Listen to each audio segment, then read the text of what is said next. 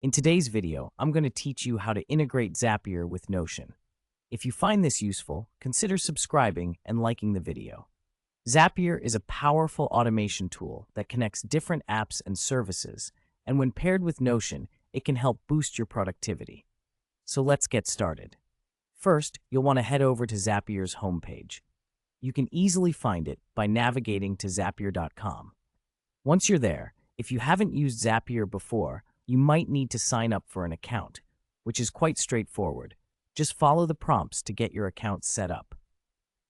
Once you've successfully logged into your Zapier account, you'll see a dashboard that serves as your hub for managing your integrations, or as Zapier calls them, Zaps.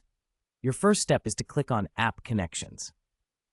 Now this is where the magic happens. You're connecting various applications so they can work together seamlessly. Next, look for a button that says Add Connection. Click on that, and a new window will pop up. This is where you'll search for Notion. Just type in Notion in the search bar. Zapier will bring up the Notion app among other choices. Once you see it, go ahead and click on it. Now it's time to actually connect your Notion account to Zapier. Click on the option that says Add Connection again when prompted. This will open up a dialog box asking for your Notion credentials. So, go ahead and enter your Notion login information. After entering your credentials, Zapier will usually require some permissions to access your Notion pages and databases.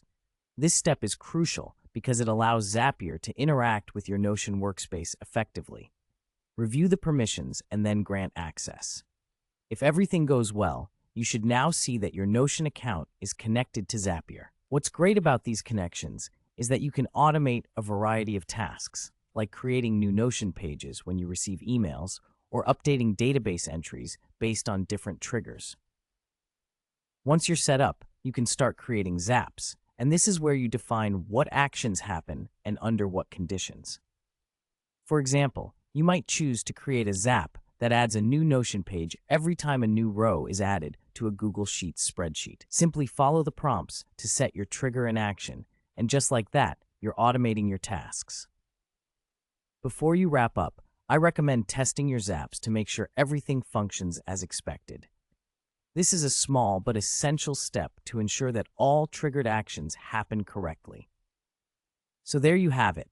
That's how you use Zapier with Notion to automate your work and enhance your productivity. Take some time to explore the different integrations and discover ways to customize your workflows. Trust me, once you start automating with Zapier and Notion, you'll wonder how you ever managed without it. If you enjoyed this tutorial, don't forget to like the video and subscribe for more helpful guides. Happy automating!